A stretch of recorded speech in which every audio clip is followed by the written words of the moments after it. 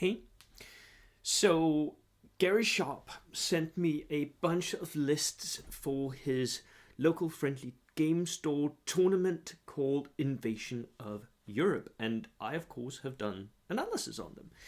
26 people are going, including Alessio. Interesting. And I will show you actually Alessio's list for this event as well. Just interesting to see what the author of the game actually thinks that he wants to bring, isn't it? So let's go. Oh, by the way, Gary made a really nice, I'll show you this, statistics for me.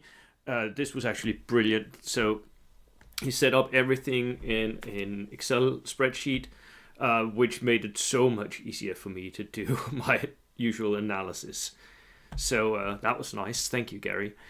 And here we go. This is going to be my meta-analysis of the invasion of Europe.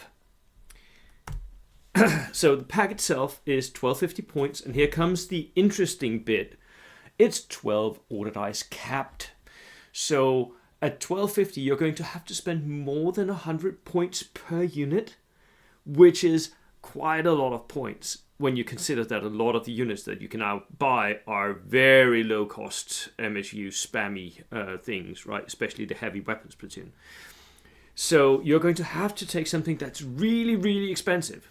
Also, they're running 3 games of 2 hours, which means that you have to...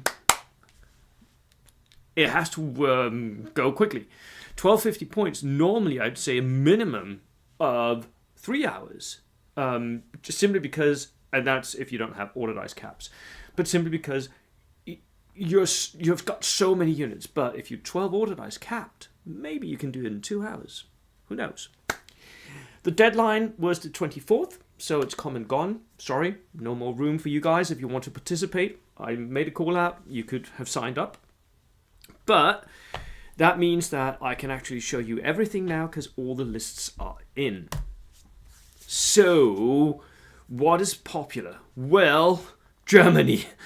11 people out of 26 brings Germans. I'm guessing this is because of the new Armies of Germany book, which has a lot of people, just picking up their Germans again.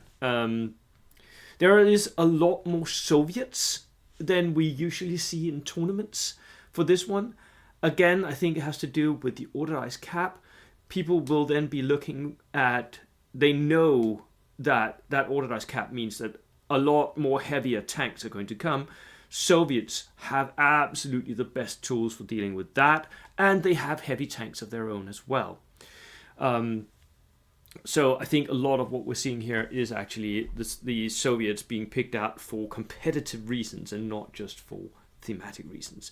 There are only 4 Brits going, which I think it's a mistake, more or less. I think you can do awesome things with the Brits in this format. 3 Americans. Americans are not very popular here. Understandably so. Their armor is frankly not up to scratch compared to what the other nations can bring. You're going to have to take something very, very heavy, and as you will see, some of them do. Japan and Italy, good luck, that's all I have to say, especially to the Japanese player who is leaning heavily into infantry. I don't think he stands much of a chance, but I do hope that he has a nice weekend. I don't think infantry has a role to play in this format at all. Basically, they don't have a chance going into this. If you have like regular, inexperienced dudes, they're just going to die. They're just going to stand there and be shot at. And there are 0 minors here. So again, we're seeing that the minors right now, as they are just not interesting for people. They don't have special rules. They don't have the units to compete in tournaments at all. Order dice. Well, if you set an order dice cap that's low already, everyone should take 12 order dice. Not everyone does, but almost everyone does. So we have 21 or 22 that takes 12 order dice. I think I lost count there. 4 that take 11, which is, still okay if you can't make it up to 12. You'll not feel it much at 11, but one person takes 9 order dice, and you, sir, are going to feel the lack of order dice. That's going to limit your options in the games. So what special units are being taken? Well, very few snipers. I've already said this, that snipers really don't have a role in V3. Yeah, I think the game designers think that they should be killing officers and NCOs and lowering morale, and a lot of people commented on my recent video where I talked about snipers and where have they all gone. We're just not seeing them competitively. So the people taking snipers here may be doing it to sort of limit what other people can do with infiltration. They're forward artillery observers, and I think that's potentially the only reason now why you would take a sniper, because as the game is, he has very little function, and he's just not worth the 50 points that you're paying for him. Points for value.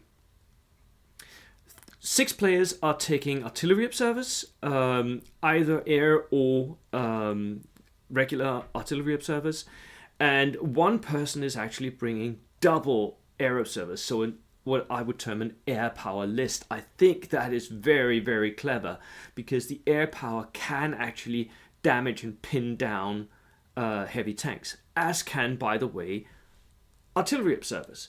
So I think if you're bringing Brits to this tournament and you're serious about wanting to win, you bring at least 1 artillery observer, because that artillery observer will be key in pinning down the enemy heavy tanks. 5 people bring heavy tanks, and heavy tanks here being defined as 10 plus. But let me tell you, there are a lot more 9 plus tanks than we're used to seeing as well. A lot more. It's just medium and heavy tanks are everywhere.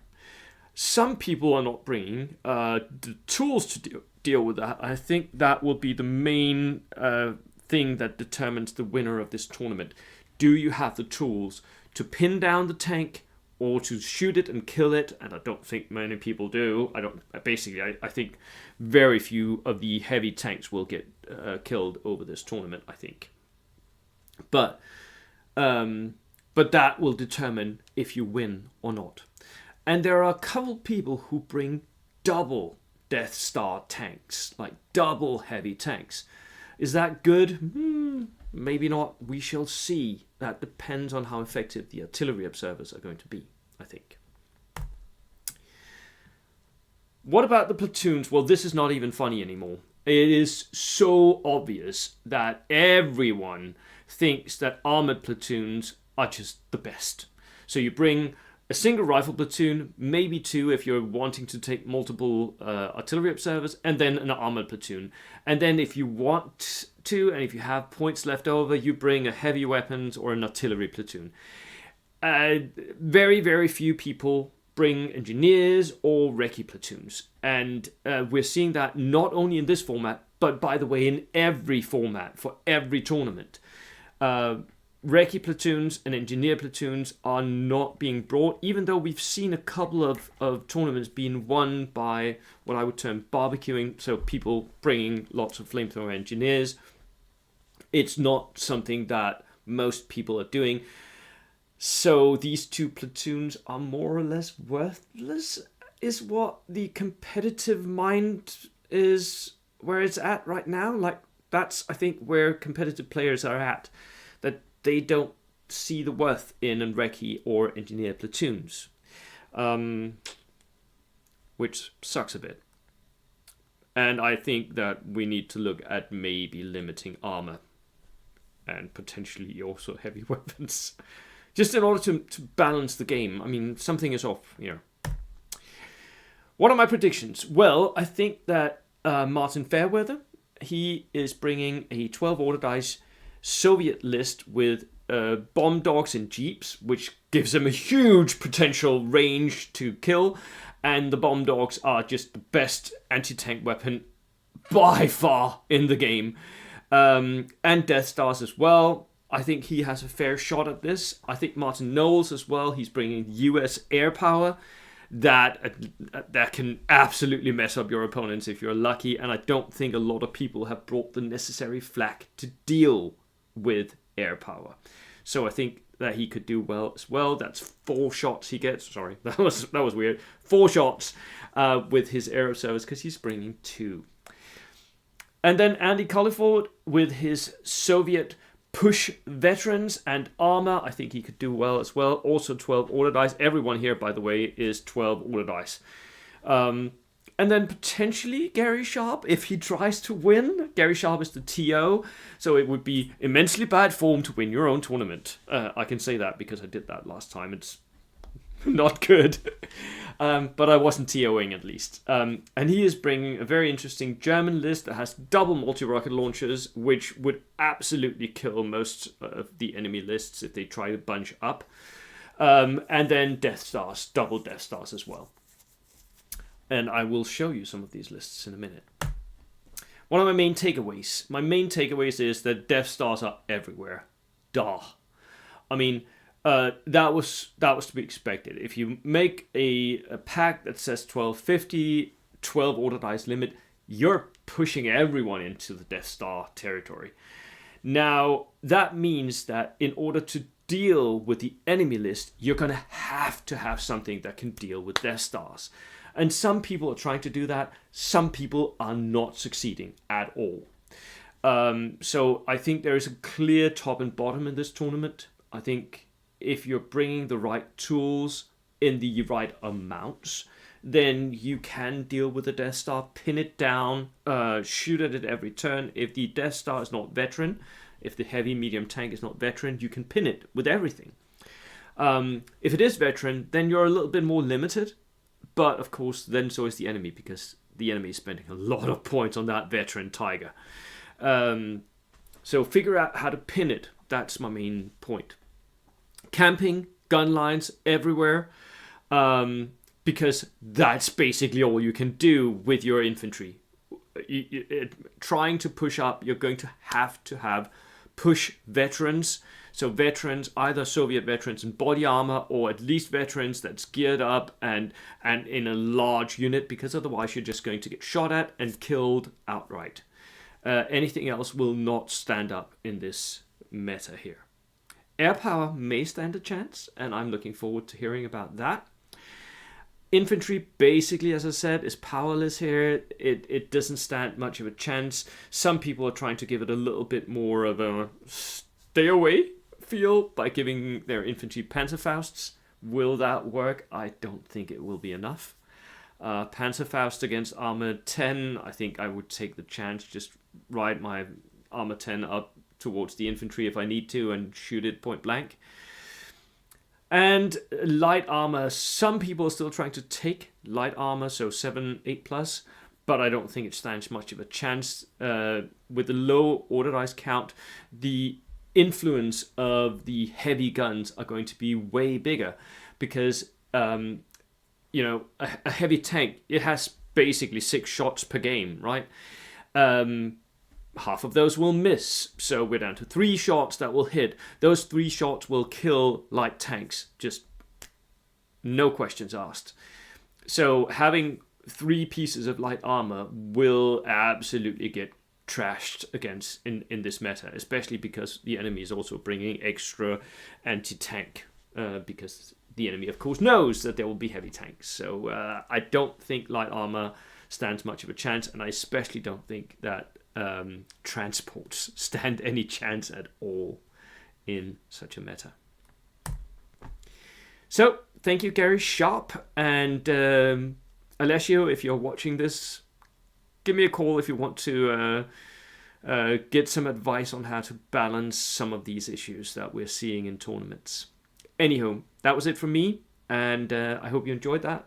Good luck to everyone going to Invasion of Europe. I hope you guys have fun. Cheers.